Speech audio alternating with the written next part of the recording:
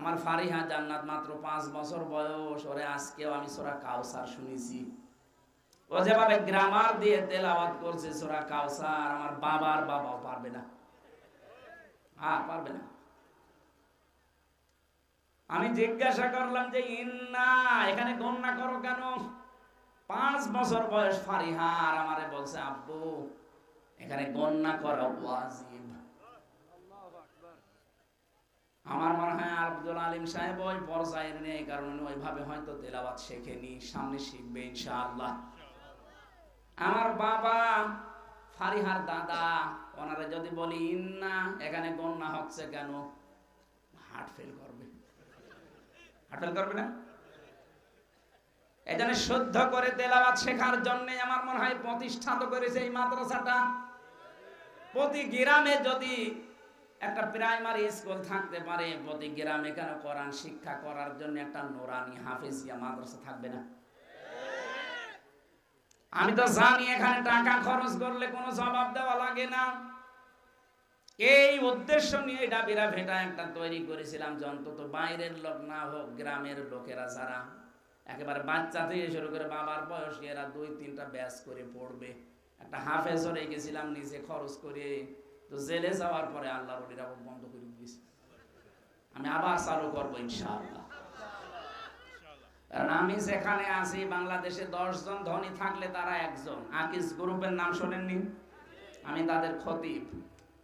ওনারা যে সমস্ত কথা আমাকে জানিয়েছিল, যে 10 বিঘা জমি দেখেন কুষ্টিয়া শহরের উপরে, যত খরচ লাগে আপনার পরিবারের সব আমরা চালাবো, শুধু মাদ্রাসাটা ঢাকাতে একটা, যশোরে একটা, কুষ্টিয়ায় একটা, আপনার নাম দিয়ে নামটা ব্যবহার করে চালাবেন, যা লাগে আমরা আকিস গ্রুপ থেকে চালাবো। কিন্তু কপালে আসলে ছিল না, এই যে ধরা পড়ে গেলাম, সব বাতিল হয়ে আছে, এখনো বাতিল হয়নি, স্থগিত হয়ে আছে, আবার সামনে চালু হবে ইনশাআল্লাহ। জানুয়ারির এই যে 2 তারিখে আমার আকিস গ্রুপে মাহফিল আছে যশোরে।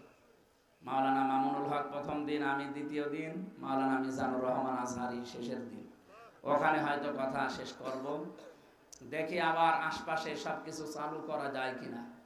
আমি যেই দিন পড়েছি কোরআনের এই আয়াত, নবীর এই হাদিস, যে কোরআন কেন্দ্রিক কিছু করলে ওইটার জবাব দেওয়া লাগে না, সেই দিন আমি আরো বেশি সাহস পেয়ে গেছি। আমি এই উদ্দেশ্যে যেখানে কোরআন কেন্দ্রিক কিছু হয়, শুধু মাদ্রাসা বলে না, কোনো স্কুলেও যদি এরকম হয়, এটা আব্দুল কাদের না কে জানো, ওই ভাইকে আমি কয়েকদিন আগে 4-5 মিনিটের একটা বক্তব্য শুনেছিলাম। এই এলাকায় মনে হয় কোন জায়গায়, আমি তো চট্টগ্রাম ছিলাম ওই সময়, দেখলাম উনি কথা বলছিল যে স্কুলগুলোতে এরকম সিস্টেম চালু করা দরকার, অন্তত যেন 20টা সূরা অর্থ সহ বুঝে পড়তে পারে। এই নিয়মটা চালু করা দরকার না? আপনি হক আদায় করে পড়তে হলে মাস্ট বি শুদ্ধ করে পড়াই লাগবে, নারী হোক আর পুরুষ হোক। আর এটার জন্য 8-10টা গ্রামারের কায়দা আছে, কারি সাহেব আছে, মশিউর সাহেব, 8-10টা গ্রামারের কায়দা জানলে শুদ্ধ হয়ে যায়। হ্যাঁ, একেবারে 100/100 করতে হলে তো অনেক কায়দা কানুন জানা লাগবে, ওগুলো আপনারা হয়তো এই বয়সে পারবেন না। 8-10টা কায়দা শিখে নেবেন যারা হাফেজ কারি আছে এদের কাছ থেকে। মরণের আগে সিদ্ধান্ত নিয়ে যাবেন যে আমি শিখবই, তাও শুদ্ধ করি। কিয়ামতের দিন আপনি উঠতে পারবেন কোরআনে কারিমের একজন ছাত্র হয়ে। আর যারা তলাবুল ইলমি ফারিদাতুন আলা কুল্লি মুসলিম ও মুসলিমাতিন, পৃথিবীতে দ্বীনের ইলম শিক্ষা করা ফরজ, নারী হোক আর পুরুষ হোক। কোন মানুষ এই নিয়ত করে যদি শুরু করে যে আমি পড়বই, ও যদি পড়তে নাও পারে, যদি মারাও যায়, কিয়ামতের দিন কোরআনের ছাত্র হয়ে উঠতে পারবে। আল্লাহর একজন বান্দার জীবনী পড়েছিলাম, লোকটা গ্রাম্য মানুষ, চাষ করে খায়। যদি এটা হাদিস কোরআন না, একটা গ্রাম্য মানুষের জীবনী বলছি। উনি সারাদিন চাষ করতেন, সন্ধ্যাবেলা বাড়িতে এসে নামাজ কালাম শেষ করে এশার পরে কোরআনে কারিম নিয়ে বসতেন, শুধু হাত বুলিয়ে যেতেন, প্রতিটি আয়াতের উপরে শুধু হাত বোলাতেন, সারা কোরআন শরীফ হাত বলিয়ে বলিয়ে ঘুমিয়ে পড়তেন। বলতেন আল্লাহ, আমি উপযুক্ত ওস্তাদ না পাওয়ার কারণে, শিক্ষক না পাওয়ার কারণে পড়তে পারি না, কিন্তু আমার মনে বড় আশা তোমার কোরআন আমি যেন শুদ্ধ করে পড়ি। মেহেরবানি করে আমি তো পারলাম না, তুমি আমাকে মাফ করে দিও। স্বপ্নে দেখছে লোকটা মারা গেছে, স্বপ্নের ভেতরেই দেখে লোকটা মারা গেছে। আল্লাহ রাব্বুল আলামিন কোরআনে কারিমের এই খেদমতটুকুর কারণে এই যে আশা ভরসা তার ছিল, এই কারণে আল্লাহ তার জীবনের অন্য কাজগুলো আর দেখে নাই, কোরআনের ইজ্জতে মাফ করে দিয়েছে। আপনি আজকে থেকে একটা কিছু চান তৈরি হতে, যে আমি এটা নিয়ে আজকে সামনে এগিয়ে যাব, যেভাবেই হোক আল্লাহর কালাম আমি পড়বই। তাও যেমন তেমন আনাকুম জানাকুম না, বুঝে বুঝে যেভাবে পড়তে হয় হক আদায় করে। কেউ যদি এই চারটা শর্ত মেনে কোরআন পড়ে আর কোরআনকে ইজহার করার জন্য, বিজয় করার জন্য জান প্রাণ দিয়ে যদি চেষ্টা চালায়, আল্লাহর কসম এই দেশে কোরআন ইজহার হয়ে গেলে আপনি হালালকে হালাল, হারামকে হারাম জেনে তখন মানতে পারবেন। তখন আপনার ঘুষ খাওয়া লাগবে না। তখন এই যে টাকা ছেড়ে রাখে অনেকে, 1000 টাকা ছেড়ে রাখে, মাসে মাসে 1200 টাকা করে পায় না। এলাকায় এখনো আরম্ভ হয়নি। হ্যাঁ, এটা কিন্তু মায়ের সাথে জেনা করার গুনাহ হচ্ছে। আপনি হাসির ছলে নেন আর যাই বলেন, এটা বন্ধ করা লাগবে। আমরা সারা দেশে দাওয়াত নিয়ে যাই কোরআনের। এখন যদি মানুষ জেনে ফেলে যে ভাই পাটিকা বাড়ি ইউনিয়নে এই কাজ চলছে, তে আমার বাইরে মুখ থাকবে? অন্তত যারা এই কাজে আছেন এই মুহূর্তে না খেয়ে দরকার হয় মরে যাবেন, আমি এসে কবর দিয়ে যাব। কিন্তু এই সুদের সাথে জড়িত হয়ে মায়ের সাথে জেনার গুনাহ নিয়ে কিয়ামতে আপনি উঠতে পারবেন না। এটা বন্ধ করা যায় কিনা বলেন তো? যারা যারা এভাবে টাকা ছেড়ে রেখেছেন আজকেই তওবা করে নিজের আসল টাকা বাদ দিয়ে ওই লাভ ছেড়ে দেবেন। কারা কারা ছেড়ে দেবেন হাত তোলেন। আরে বাবা, 2 হাত তুলছো তুমি। কত টাকা ছেড়ে রেখেছো? একটা বাচ্চা হারিয়ে গেছে মুক্তি নামে খলিশাকুন্ডি। খলিশাকুন্ডি মুক্তি নামে একটা বাচ্চা হারিয়ে গেছে। মা, মেয়েটার মা কাঁদতেছে গেটে। আপনি যদি পান খোঁজ খবর মায়ের কাছে অথবা স্টেজে দিয়ে যান, স্টেজে দিয়ে যান, মাকে খবর দেন, যদি পাওয়া যায় এখান থেকে নিয়ে যাবেন। দেখেন, জিজ্ঞাসা করেন আশপাশে, মুক্তি নামে ছোট্ট একটা বাচ্চা হারিয়ে গেছে। কি রকম দায়িত্ব নিয়ে আসে এরা? দরকার হয় নিজেরা হারিয়ে যাবে, তাও বাচ্চা হারাবে না। না, আসলে দায়িত্ব পালন করেনি। আমার ভাইরা একটু খেয়াল করেন তো, আজ আমরা হালালকে হালাল জেনে জানার পরও মানতে পারি না। বাংলাদেশে এরকম পরিবেশ আছে না নেই? কতদিন থাকবে এটা? যতদিন কোরআনে কারিম কায়েম না হবে। আরো জোরে বলেন। এইটাকে কেউ যদি রাজনীতির কথা বলে উল্টিয়ে দেন, আপনি না বুঝে আপনি আন্দাজে ধারণা করছেন। আপনার চাইতে কোরআনে কারিমের উপরে দখল আমার অনেক বেশি আছে।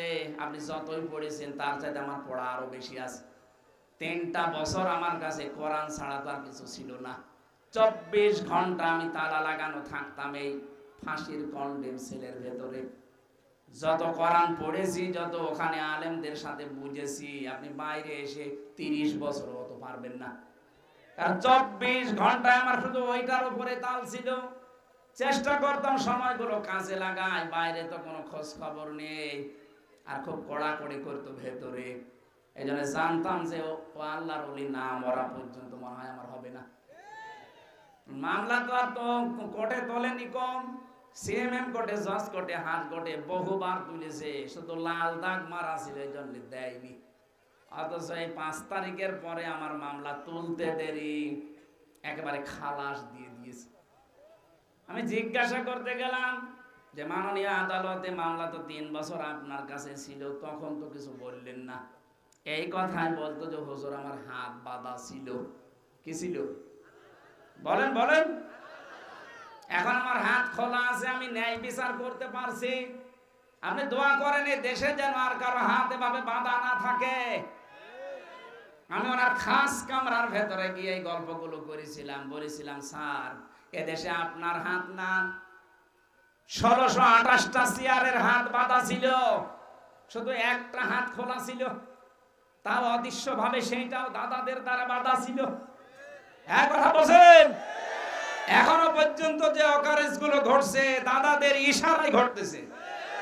আপনি কি মনে করেন বঙ্গভবনে এই যে সচিবালয়ে আগুন লেগেছে এমনি ফেরেশতা লাগিয়েছে?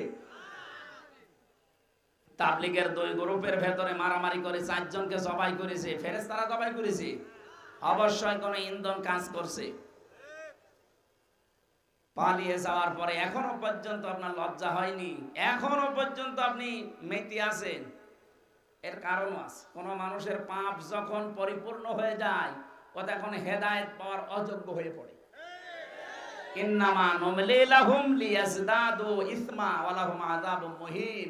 মানুষের পাপের বোঝা যখন একেবারে টইটুম্পুর হয়ে যায় পরিপূর্ণ, ওকে আল্লাহ তখন অপমানজনক শাস্তি দেয়। সব কিন্তু আল্লাহ ধরিয়ে দেবে। আল্লাহ যে ধরিয়ে দেবে এটাকে আমি বানিয়ে বলছি। সূরা নাম 7 নাম্বার পারা 12 নাম্বার পৃষ্ঠা 2 নাম্বার লাইনে 44 নাম্বার আয়াতের মাঝের অংশে আল্লাহ এটা জানিয়েছেন, হাত্তা ইদা ফারিহু বিমা উতু আখাদনাহুম বাগতাতান ফাইদাহুম মুবলিসুন। বলেন আল্লাহু আকবার। আল্লাহ পাক বলেন এই মানুষগুলো যখন আমার দানকৃত নিয়ামত পেয়ে এরা যখন আনন্দে আত্মহারা হয়েছিল, আমি আল্লাহ তখন তাদেরকে নিজে ধরেছি। এখানে কর্তা বা ফাইল সরাসরি আল্লাহ। কে? ছাত্র জনতার দ্বারা জালেমের বিদায় হয়নি, জালেমের বিদায় হয়েছে সরাসরি আল্লাহর নিজের দ্বারা। এগুলো তো মাত্র ওসিলা, নাই তো বিএনপির মতো জামাত ইসলামের মতো এদেশে বড় বড় রাজনৈতিক দল 15.5 বছর চেষ্টা করে চুলও নড়াতে পারে না। কথা বলছে না কেন? অথচ খালি হাতে, কিচ্ছু নেই হাতে, খালি হাতে ছাত্র ছাত্রী ও ছাতা নিজেই চলতে পারে না। আমার তো মনে হচ্ছিল আগস্টের 5 তারিখের সকাল থেকে আল্লাহ ফেরেশতা পাঠিয়েছে। মাত্র কয়েক ঘন্টার ব্যবধানে এত মানুষ আসবে কোথা থেকে? কাবা শরীফকে রক্ষা করার জন্য আল্লাহ যেমন পাঠিয়েছিলেন আবাবিল, আমাদের পাশের এই রাষ্ট্র এরা যা আরম্ভ করেছে, আজকেও একটা মসজিদ ভেঙেছে। পৃথিবীর দিকে তাকালে আমরা দেখি তারা মাটির নিচে কেউ তেল পায়, কেউ গ্যাস পায়, কেউ সোনা পায়, কেউ লোহা পায়, আর শয়তানরা খালি নাকি মন্দির পায়। 850 বছরে এই এলাকাটা মুসলমানেরা শাসন করেছে। আমাদের ধর্মে বাড়াবাড়ি নেই, জোর জবরদস্তি নেই, এই জন্য আমরা কিছু বলি না। কথা বলে না কেন? আমাদের ধর্মে যদি সত্যিই বাড়াবাড়ি থাকতো, এখানে একজন খ্রিস্টান বসে আছে পেছনে। আমাদের ধর্মে যদি সত্যিই বাড়াবাড়ি থাকতো, 850 বছরে বিশাল এলাকা মুসলমানেরা শাসন করেছে, একটা হিন্দু একটা খ্রিস্টান থাকার কথা না, পিটিয়ে মুসলমান বানিয়ে ফেলতাম। কিন্তু আমাদের ধর্মে এটা নেই। কথা বলেন না কেন? আপনারা কি ধর্ম পালন করেন যে অন্য ধর্মের উপরে খালি আঘাত করেন? কতগুলো মসজিদ ভাঙলেন এই কয়েক মাসে। সতর্ক করছে এই কারণে আপনার পূর্বপুরুষেরা আব্রাহা আল্লাহর ঘর ধ্বংস করতে এসে কাসফি মাকুল হয়ে গেছে। কাসফি মাকুল হয়ে যায়নি? আপনারাও হবেন, টুকরা টুকরা হয়ে যাবেন শুধু আল্লাহর ঘর মসজিদের ইট খোলার কারণে, গরু খাওয়ার কারণে মুসলমান তারা জবাই করে। আপনি একজন খ্রিস্টান বসে আছেন, দেখেন ডোনাল্ড ট্রাম্প পর্যন্ত আজ রেগে গেছে, কারণ খ্রিস্টান 2টা মেয়েকে, যুবতী মেয়েকে ইন্ডিয়ার বুকে উগ্রপন্থী হিন্দুরা উলঙ্গ করে রাস্তায় হাঁটিয়েছে। ডোনাল্ড ট্রাম্প সাহেব সাথে মাতাল হলো, তাহলে ঠিক আছে। ঘোষণা দিয়েছে 4-5 দিন আগে যে আমার মেয়েকে, আমার মাকে যারা উলঙ্গ করে রাস্তায় হাঁটাতে পারে আমি তাদেরকে ছাড়বো না। এজন্য 16 লাখ ভারতীয় আছে আমেরিকায়, 16 লাখই ফেরত পাঠাবো। ওর জানুয়ারির 20 তারিখে শপথটা নিতে দেন। আমার মনে হয় মোদি দাদার ধুতি খুলে যাবে, এমনি খুলে গেছে অলরেডি। আমরা শুধু একটু ব্যবসা বন্ধ করে দিয়েছি, ওদের পেঁয়াজ ওদের আলু সব পচা আরম্ভ করেছে। আমাদেরকে ভয় দেখায় যে তাদের না খাওয়িয়ে মারবো। আরে ভাই, আমরা তো বছরে 1 মাস না খেয়ে থাকা আমাদের উপরে ফরজ। খাবারের ভয় আমাদের দেখালে আপনি পারবেন? খাবারের ভয় তো আপনাদের। এখন পাকিস্তান থেকে, চীন থেকে, তুরস্ক থেকে আসতেছে মালামাল, ওরা পাগল হয়ে গেছে। করলো কি? হকার মলম বিক্রেতা, এই সাংবাদিক নামে কলঙ্ক, বাংলাদেশ নিয়ে উল্টা পাল্টা প্রপাগান্ডা চালিয়েছিল। এখন ওর ঘর বাড়ি মুসলমানরা, হিন্দুরা ভেঙে দিচ্ছে। এজন্য আমরা সাবধান হই। যারা উস্কানিতে পা দিয়ে আজকে এই দেশটায় বিভিন্ন জায়গায় আগুন সন্ত্রাস আরম্ভ করেছেন, এতদিন বাংলাদেশে ওনারা ছড়িয়েছিল এ দেশে যারা ইসলামপন্থী মানুষ, যারা জাতীয়তাবাদী দল করে, তারা আগুন সন্ত্রাসী। এখন আল্লাহ পুরা উল্টিয়ে দোষ ওদের ঘাড়ে দিয়েছে। এখন আপনি কি আগুন সন্ত্রাসীর এই কাজে নাম লিখাচ্ছেন? দেশের মানুষ কিন্তু এখনো শান্ত আছে। এটা আগস্টের 5 তারিখের আগে আর নেই, সময় পাল্টিয়ে গেছে। এদেশের হাফ ইঞ্চি না এতটুকু জমিন যদি কেউ জোর করে নিতে চায়, এদেশের 18 কোটি মানুষের রক্ত শেষ করে নেওয়া লাগবে। আমিরে জামাত ডাক্তার শফিকুর রহমান ঘোষণা দিয়েছেন না যে দেশের 1 ইঞ্চি না হাফ ইঞ্চি মাটির দিকে পৃথিবীর কেউ যদি চোখ তুলে থাকায়, এদেশের 18 কোটি মানুষ যদি সত্যিই কিছু হয়ে যায়, 36 কোটি দাদা নিয়ে জীবন দেবে। কারণ এদেশের মাটিগুলো আমাদের কাছে মায়ের চাইতেও দামি। কথা বলে না কেন? যারা ষড়যন্ত্র করছেন আমরা সতর্ক করলাম, আল্লাহর ঘর মসজিদ গুলো ভাঙা বন্ধ করেন, নয়তো আযাব আসলে তখন বলবেন আমাদের বাঁচান, আমাদের দোয়া কবুল হবে না। নাকি আবাবিল আসবে না? বলেন বলেন। আল্লাহ রাব্বুল আলামিন বলেন, ওদেরকে আনন্দের সময় আমি নিজে ধরেছিলাম, বাগদাতান আকস্মিক ভাবে। দুপুরের খাবার খাবে সে সময় আমি দেইনি, 5 মিনিট একটা বক্তব্য দেবে সে সময়ও দেইনি। আপনি কেন আমার নাম বলবেন যে আমরা করেছি? না, এটা আল্লাহ নিজে করেছে। যারা আরবি গ্রামার বসে আখাযনাহুম, আমি আল্লাহ নিজে ধরেছি। ফাইদাহুম মুবলিসুন, তারা হতাশ হয়ে গেল, নিরাশ হয়ে পড়েছে। আমার দেশ পত্রিকা রিপোর্ট দিয়েছে যাবার সময় কারোর সাথে একটা কথা আল্লাহর ওলি বলেনি। খাদি পাইলটকে জিজ্ঞাসা করেছে 14টা সুটকেস উঠেছে, বলে হ্যাঁ ম্যাডাম চলো। আপনি একটু কাওয়া কাকুকে বলে দিতে পারলেন না যে কাওয়া আমি চলে যাচ্ছি? আর ভাই আমারেও তো বলতে পারতেন যে 3 বছর তোমারে বিনা কারণে জেল খাটালাম, হামজা চলে গেলাম, দোয়া করো। তাও বললেন না। কুষ্টিয়াবাসী, আমি যেটা বলার জন্য পর্যন্ত এসেছিলাম, যে মানুষগুলো মনে করেন যে কোরআনের রাজ কায়েম করা এটা দুনিয়ার রাজনীতি, আপনার ঈমান নেই। আপনি যাই মনে করেন, নামাজ পড়তে পারেন, রোজা রাখতে পারেন, আপনার চাইতে নামাজ পড়তো বেশি আব্দুল্লাহ ইবনে উবাই, আপনার চাইতে বেশি রোজা রেখেছে আব্দুল্লাহ ইবনে উবাই। আপনার দাড়ি আর কয় হাত, তার দাড়ি আপনার চাইতে বড় ছিল। এই সহজ কথাগুলো না বুঝে উল্টা দিকে নিয়ে যান কোন কারণে? আপনি কি সূরা হুদের 98 নম্বর আয়াত বাদ দিতে পারবেন? এক কথা বলেন না কেন? বাদ দিতে না পারলে আপনাকে মেনে নেওয়া লাগবে। কে নিজেও পড়াশোনা করবেন না, হামজা বলবে আপনি মানবেনও না, আপনি হয়েছেন কি? সেই দিন চলে গেছে, আপনাকে বাধ্য করা হবে মানাতে। এই কথা বলেন না কেন? যেই নেতা জাহান্নামে যাবে, ওই নেতার যত কর্মী অনুসারী সব তার সাথে জাহান্নামে যাবে।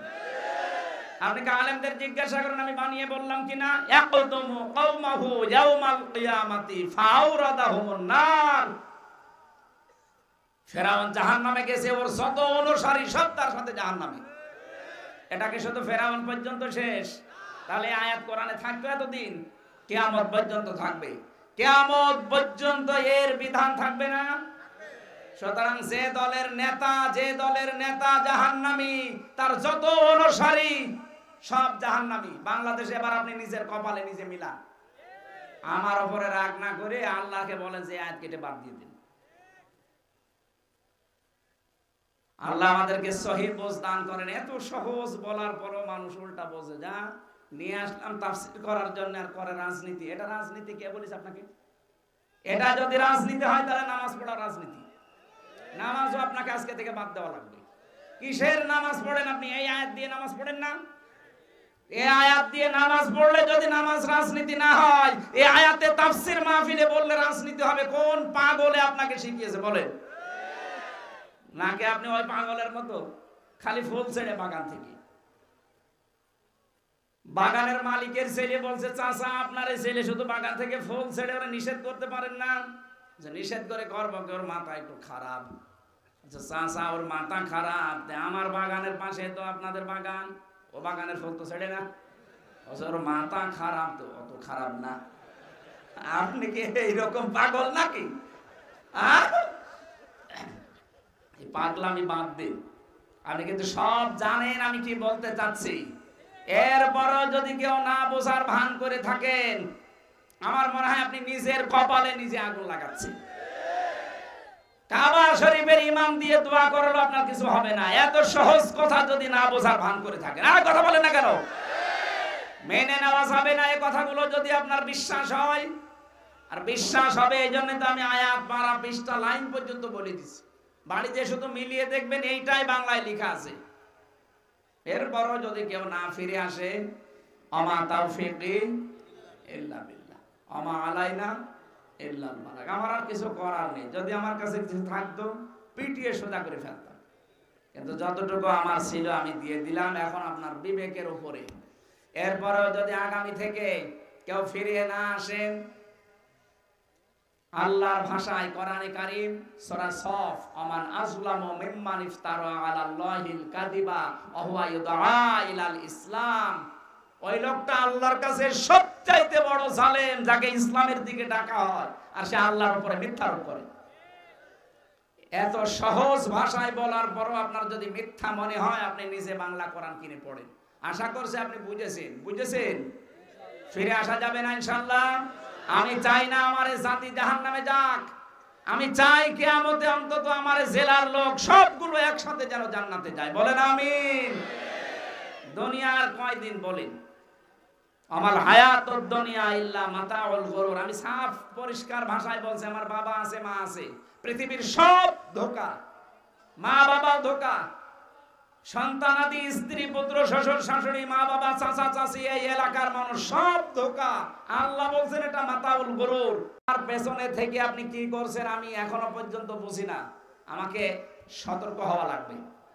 আমি আমার 3 পুরুষের পরে এখন আমি আর চিনি না। আমার বাবা রিয়াজউদ্দিন, ওনার বাবা ছিল জাহান আলী, ওনার বাবা নমাজ আলী। এরপরে আমার আর চিনা নেই, আমি জানিও না। সত্যি বলছি, আমি আর জানি না। এখন যদি নমাজ আলীর বাবা মাত্র 60 থেকে 62 বছর আগে মারা গেছে, উনি যদি এখন আমার গ্রামে এসে ডাবিরা ভিটায় বলে যে এই 2 তলা বাড়া আমার, এই বাড়ি আমি বানিয়েছি, এই সব আমার, ওর দাঁত মুখ রাখবে, সব খুলে ফেলবো না যে ইয়ার কি মারা জায়গা পার না। কিসের নমাজ আলীর বাপ আপনি? আমি তো নমাজ আলীকে চিনি না। এক কথা বলছেন না কেন? এইটার নাম দুনিয়া। আপনি এই দুনিয়ার পেছনে পড়ে আপনার বিশাল আখিরাত আপনি নষ্ট করে ফেলবেন। এই জন্যই তো ঈমান আনার আগে আরেকটা কাজ করা লাগে। ওই কাজ যারা না করে তাদের ঈমান আনা হয় না। কি করা লাগে?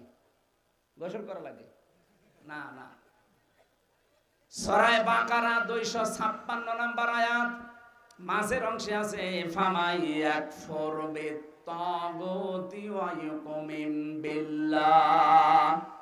রাব্বুল আলামিন বলেন, কেউ যদি ঈমান আনতে চায় তার প্রথম কাজ হবে সে যেন তাগুত ছেড়ে দেয়।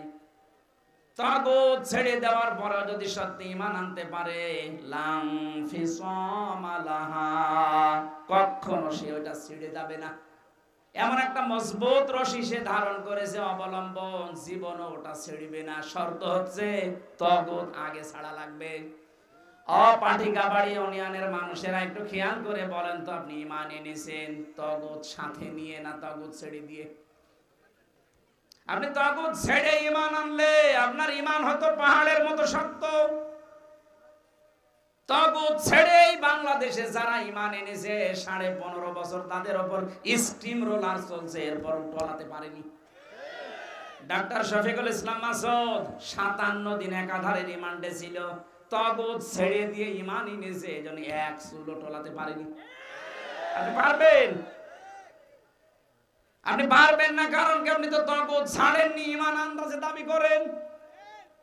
বাইতুল মুকাররমের ইমাম পর্যন্ত তাগুত ছেড়ে না দিয়ে ঈমান এনেছিল, এজন্য ঈমান রাখতে পারে নাই। জালেমাকে সে নাম দিয়েছে কওমি জননী। আপনি কোন বিবেকে দিলেন? আপনি নিজেও জানতেন সে একটা জালেম, প্রকাশ্যে জুলুম করে। আয়না ঘর যে বানাতে পারে, আমি তো নিজে 10 দিন ছিলাম, আমি দেখেছি। তা আমি মিনিটাই ছিলাম, বিগটাই না। মিনিটাই যে শাস্তি ওরা দেয়, বিগটাই যে কি করেছে শুধু শুনেছি। মুফতি ফখরুল ভাই ছিল কওমি মাদ্রাসার একজন আমার সাথে, দেখতাম ওই কন্ডেম সেলের ভেতরে আমাদের দুইজনকে শেষের দিকে এক জায়গায় দিয়েছিল, হাত পা ছেড়ে দিয়ে শাটপাট হয়ে পড়ে আছে। কি ভাই এভাবে থাকেন কেন? আমারে বলছে হামজা ভাই আপনাকে কোন জায়গায় রেখেছিল আমি জানি না, তাই আমারে রেখেছিল বিগটাই, বড়টাই। আমার এই পায়ের ভেতর দিয়ে আঙ্গুল চালিয়ে দিত, এই পায়ের ভেতরে সামনে যে লোহার ব্যারিকেড দেওয়া আছে ওর সাথে দিয়ে তালা লাগিয়ে দিত। এই যে শুয়ে থাকা, এটা যে কত বড় নিয়ামত আল্লাহর, আমি এখন টের পাই। এই জন্য সময় পেলে আমি শাটপাট হয়ে শুয়ে পড়ি। আরে ভাই 2 মিনিট 5 মিনিট 2 ঘন্টা না, বছরের পর বছর একটা মানুষকে এভাবে বসিয়ে রাখে, আবার পায়ের সাথে তালা লাগানো। আপনি বসেন, এখনো পর্যন্ত অনেকে জালেমের সাফাই গায়। আপনি মানুষ, আপনার উপরে তো কোনো কিছু যায়নি। যদি আপনার বাবারে ওইভাবে আয়না ঘরে 10 বছর রেখে দিত আপনি টের পেতেন।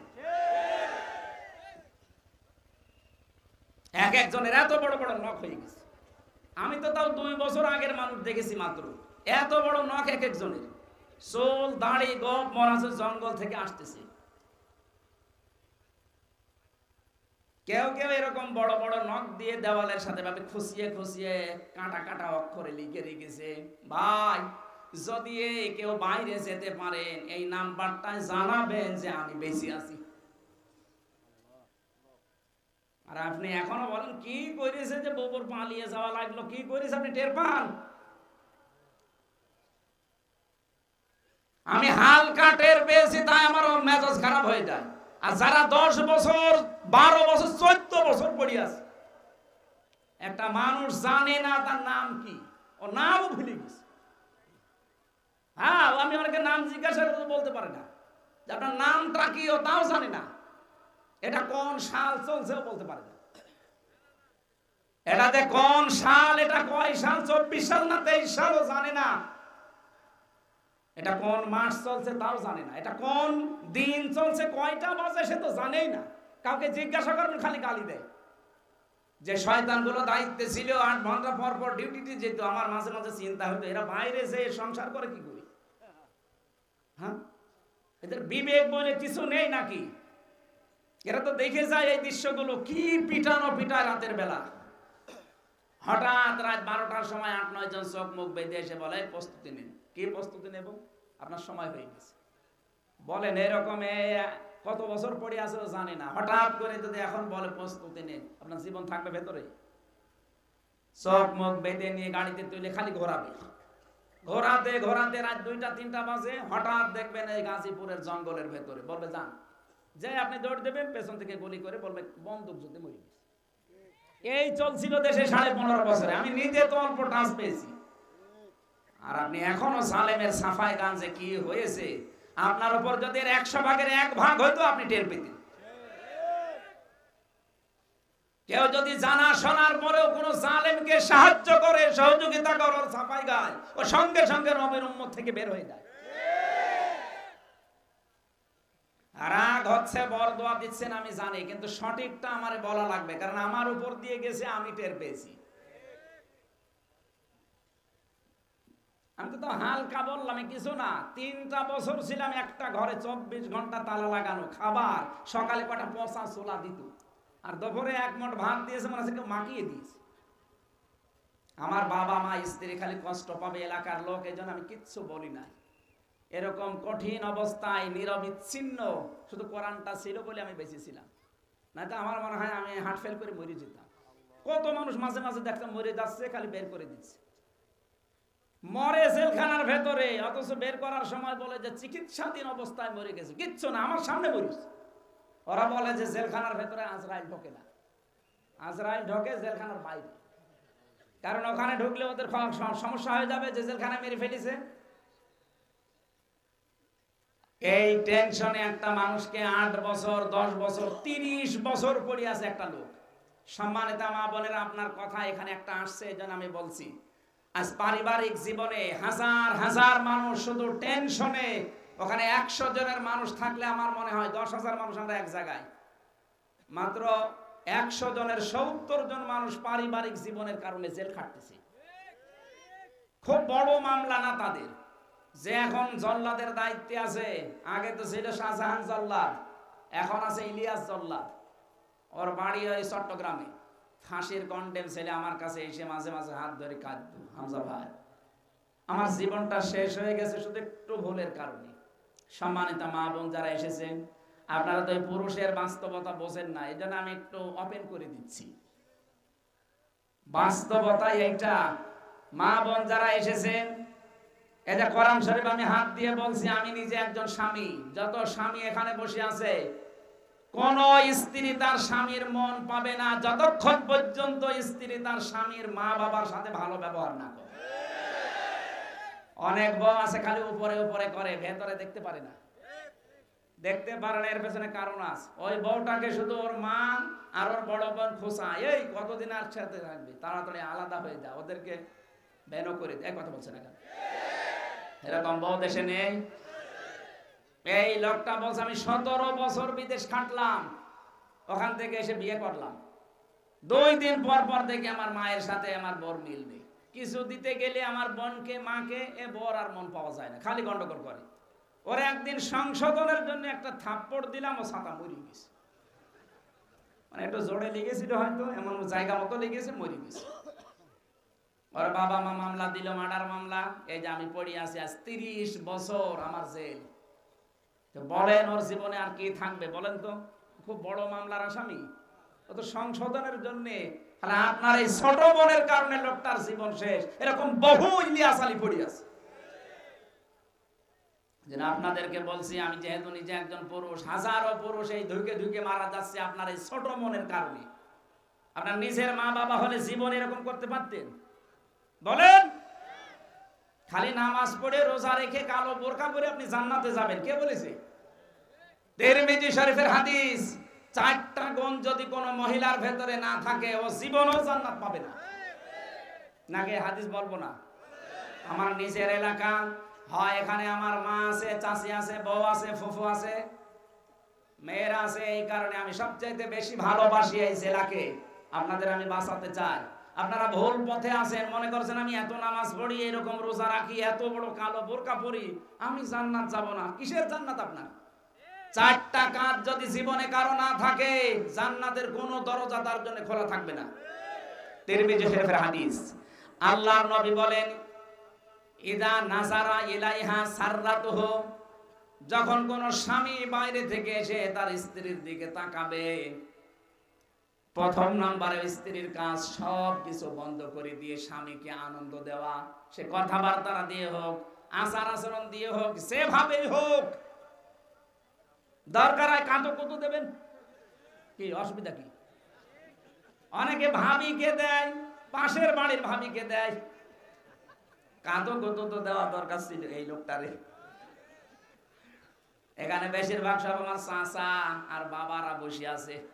মায়েরা, চাচিরা যারা এসেছেন, আপনাদেরকে আমি বাঁচাতে চাই। আপনি নামাজ দিয়ে, রোজা দিয়ে, কালো বোরকা দিয়ে জান্নাত যেতে পারবেন না, আমি গ্যারান্টি দিচ্ছি।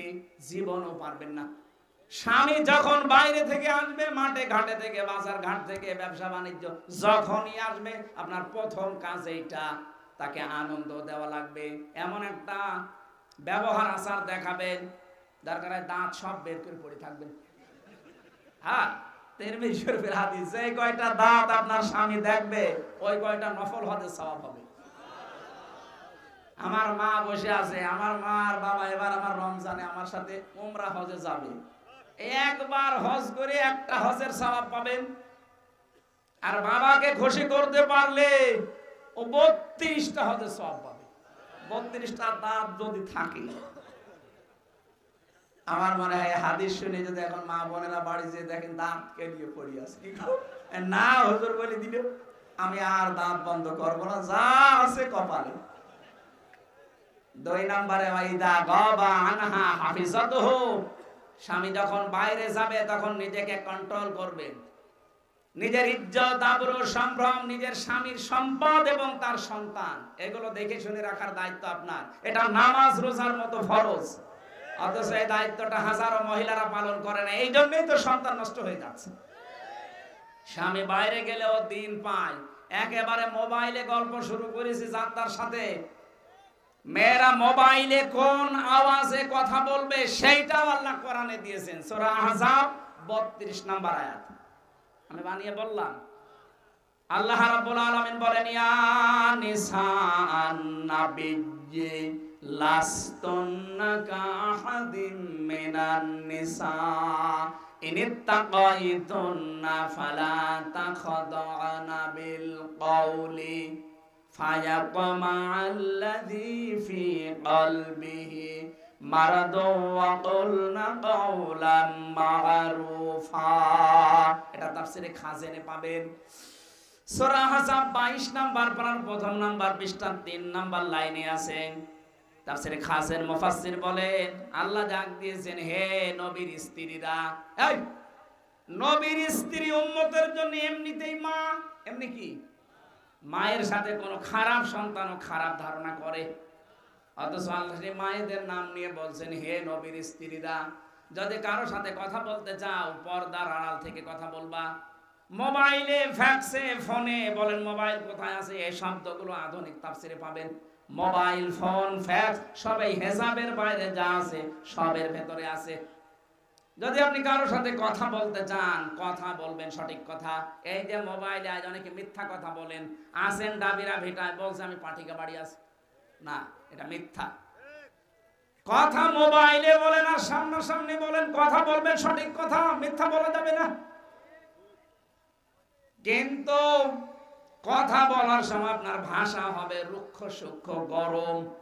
যদি দেখেন যে না 14 জন পুরুষের সাথে আপনার দেখা করা তো জায়েজ আছে, কয়জন বলেন বলেন? একজন মহিলা 14 জন পুরুষের সাথে দেখা করতে পারে, তার নিজের বাবা, তার নিজের ভাই, আপন ভাই, নিজের ছেলে অথবা ভাইয়ের ছেলে, আপন ভাইয়ের ছেলে, আপন বোনের ছেলে, অথবা নিজের মেয়ের জামাই। এটা কি বলে? জামাই বলে আমাদের এলাকায়। এরকম 14 জন পুরুষ মানুষ আছে, আপনি তাদের সাথে দেখা করতে পারবেন, কথা বলতে পারবেন। এছাড়া যদি কাবার ইমাম সাহেব আপনাকে ফোন দেয়, যদি আননোন নাম্বার মনে হয়, সালাম দেবেন, কথা জিজ্ঞাসা করবেন, আর ভাষা করবেন রুক্ষ সূক্ষ্ম। ও যেন চিন্তা করে আল্লাহ মহিলা না আজরাইল, এমনি লাইন কেটে দেবে। আর যদি আপনি শাবনূরের মতো কণ্ঠ দিয়ে কথা বলেন, ওর মনের ভেতরে যদি গোড় থাকে, যদি রোগ থাকে, ও চিন্তা করবে দেখি লাইন লাগাই। এই যে কুষ্টিয়ায় আজ কয়েকদিনের ভেতরে পরকীয়া প্রেম করে অধিকাংশ গুলো স্বামীর দাবি নিয়ে বাড়িতে এসে বসে আছে। এই যে সানি সাহেব খালি ভিডিও করেছি, কে কোথায় বেরিয়ে যাচ্ছে, এসে স্বামীর দাবি নিয়ে আসে, উনি ভিডিও করে করে ছেড়ে দেয়। উনি সতর্কর জন্য ছাড়ে, যেন এই পথে কেউ পা দিয়ে প্রতারিত না হয়। আশা করছি সামনে এরকম ঝামেলায় পড়েন না। আপনি মোবাইলে কোন আওয়াজে কথা বলবেন সেইটা যদি আল্লাহ দেয়, আর আপনি স্বামীর সম্পদ, স্বামীর এই কথাবার্তারা, স্বামীর ছেলে মেয়ে, তাদেরকে হেফাজত করতে পারবেন না, মানে জান্নাতের আশা করলে এটা করা লাগবে। 3 নম্বরে এইটাই বলার জন্য আমি হাদিসটা পড়লাম। এইদিকে তাকান, নাকি শেষ করে দেব? আপনার স্বামী যদি দিনের কাজ করে, একামতে দিনের কাজ করে, দিনের শিক্ষা দিয়ে বেড়ায়, মানবতার সেবা করে বেড়ায়, আপনি স্ত্রী হিসাবে তাকে পেছন দরজা দিয়ে আরো সাপোর্ট দেবেন, তাকে উৎসাহ দেবেন, সময় দেবেন। কিন্তু অধিকাংশ মহিলারা আরো রাগ করে, উল্টা পাল্টা। রাগ করার পেছনেও কারণ আছে, কারণ তো কোরআন হাদিস বোঝে না। ও যদি জানতো যে এটা কত বড় কাজ, নিজের কষ্ট হলেও স্বামীকে ইসলামী আন্দোলনের জন্য ছাড় দিত। খাদিজার জীবনী শুনেছেন? খাদিজাতুল কুবরাকে আল্লাহ জান্নাতে নিজে একটা ঘর বানিয়ে তাকে পাঠিয়ে দিয়েছেন, বলে এটা খাদিজার জন্য সুসংবাদ দাও। অথচ খাদিজাতুল কুবরা জীবনে নামাজ পড়েননি এক ওয়াক্ত, রোজা রাখেননি জীবনে একটাও, হজ করেননি, যাকাতও দেননি, কারণ এগুলো তার ইন্তেকালের পরে সব নাজিল হওয়া বিধান।